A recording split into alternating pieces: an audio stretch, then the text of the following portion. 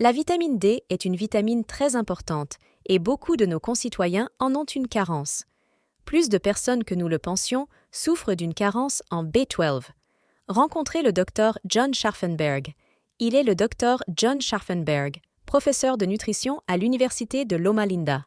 J'ai 100 ans. À l'âge de 100 ans, il est toujours un médecin actif, nutritionniste et professeur de nutrition à l'université de Loma Linda. Préparez-vous à être inspiré, car il partage toujours généreusement ses connaissances pour vous aider à mener une vie plus saine. Saviez-vous que la plupart des Américains ont une carence en certaines vitamines? Restez jusqu'à la fin pour découvrir 3 de ces vitamines et comment remédier à ces carences.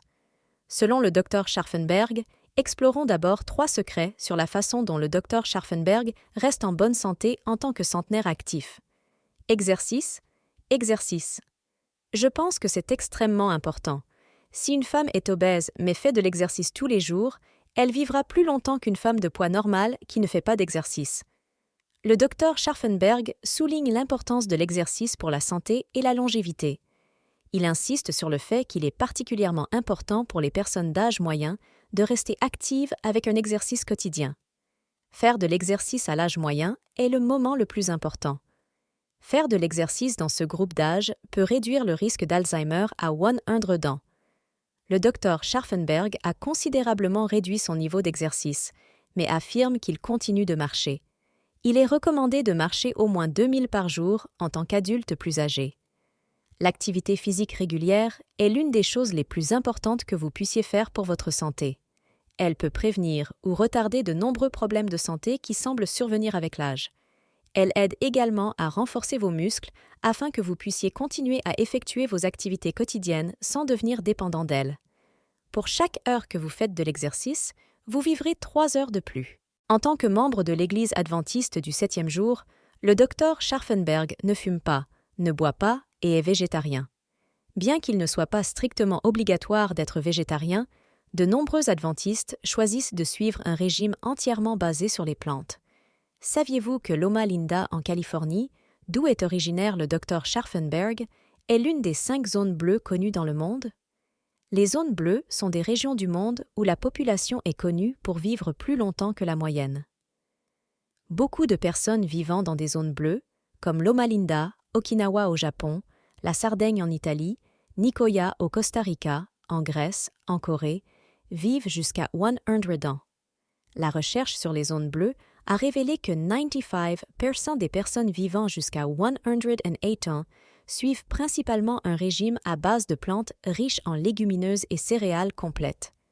De plus, il a été démontré que les adventistes de Loma Linda vivent plus longtemps que les autres Américains. En moyenne, les études ont montré que les adventistes végétariens vivent environ 1 décennie de plus. De plus, les adventistes végétariens vivent de 5 à 2 ans de plus que les adventistes non végétariens en moyenne. Pourquoi pensez-vous que les adventistes du 7e jour vivent aussi longtemps en Amérique? Je pense que c'est principalement une question de végétarisme. Quels aliments consomment généralement les adventistes dans leur... Les polyphénols présents dans les mangues peuvent également aider à prévenir la croissance de certaines cellules cancéreuses du sein et du côlon, selon une étude de 2010. Les mangues sont une excellente source de vitamine B6, dont de nombreux adultes plus âgés n'obtiennent pas suffisamment pour une santé optimale. La vitamine B6 est importante pour maintenir les fonctions cérébrales. Juste une demi-tasse de mangue crue fournit 10% de la vitamine B6 dont nous avons besoin quotidiennement. Le docteur Scharfenberg a souligné 3 autres vitamines souvent déficientes chez les personnes âgées.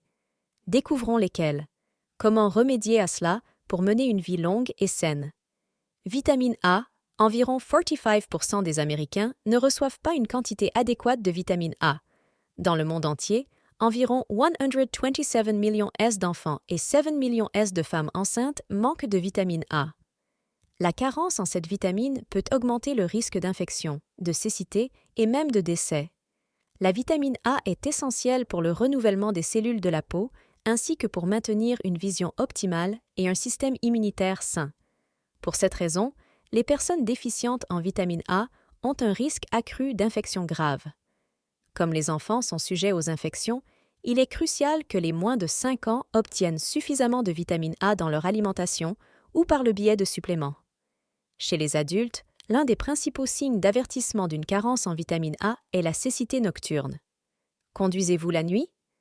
Oui, on m'a retiré les cataractes en 2020 et on m'a posé des lentilles, donc j'ai une vision 2020. Pour éviter la carence en vitamine A, il est important de suivre un régime alimentaire sain. Le bêta-carotène se transforme en vitamine A. Avec le bêta-carotène des carottes, vous obtenez de la vitamine A. Le bêta-carotène est meilleur que la vitamine A, car cette dernière augmente le risque d'ostéoporose, tandis que le bêta-carotène ne le fait pas. Il y a beaucoup de vitamine A, ou de bêta-carotène, devrais-je dire, dans les aliments d'origine végétale. Source: le cantaloupe, le melon à pelure jaune et à pulpe jaune, a une grande quantité de vitamine B12. Vous devriez être informé sur les nouvelles preuves que nous avons concernant la vitamine B12. Il existe 2 méthodes d'absorption de la vitamine B12. L'une se fait par le facteur intrinsèque, qui est produit dans l'estomac et dans l'iléon, la troisième partie de l'intestin grêle. Il se lie à la vitamine B12 et est nécessaire à son absorption.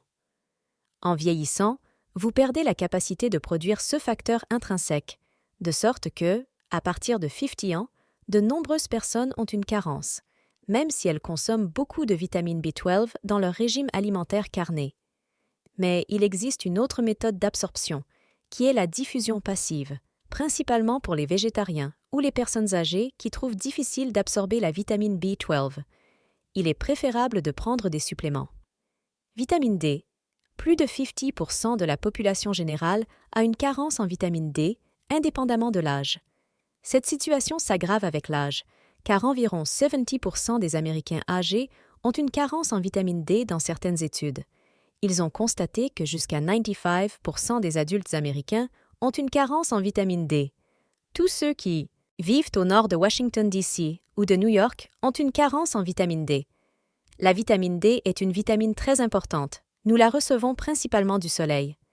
La lumière du soleil frappe la peau et transforme le cholestérol dans la peau, puis va au foie, se transforme chimiquement à nouveau, puis va au rein et se transforme à nouveau, produisant une hormone que nous appelons vitamine D. Elle est importante car elle est liée au maintien des os en bonne santé.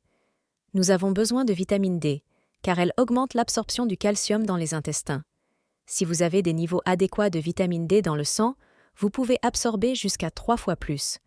Beaucoup de nos concitoyens ont une carence en vitamine D. La plupart des personnes qui se rendent dans nos hôpitaux aux États-Unis, peut-être 70%, ont une carence en vitamine D. Les niveaux de vitamine D dans le sang ont augmenté et la pression artérielle a baissé, ce qui était utile pour la tension artérielle. Nous pensons que dans certains CA, cela peut réduire le risque de certains types de cancers. C'est pourquoi nous pensons que les gens devraient prendre de la vitamine D. Mais vous pouvez prendre trop de vitamine D et avoir un cancer de la peau. Cependant, la géographie et les saisons peuvent influencer l'absorption de la vitamine D et dans de nombreuses parties du monde, la teneur en rayons UVB du soleil n'est pas suffisante pour stimuler la production de vitamine D, de sorte que les personnes âgées ne l'obtiennent pas et ont besoin de prendre un supplément. À mesure que nous explorons les secrets de la longévité du Dr Scharfenberg, incorporer de nombreux légumes et fruits dans notre alimentation est important. Mais, comme le montre le mode de vie des adventistes du 7e jour, il ne s'agit pas seulement de la nourriture, mais d'un mode de vie sain en général, en évitant les substances nocives telles que le tabac et l'alcool, et en participant à des exercices et au travail communautaire.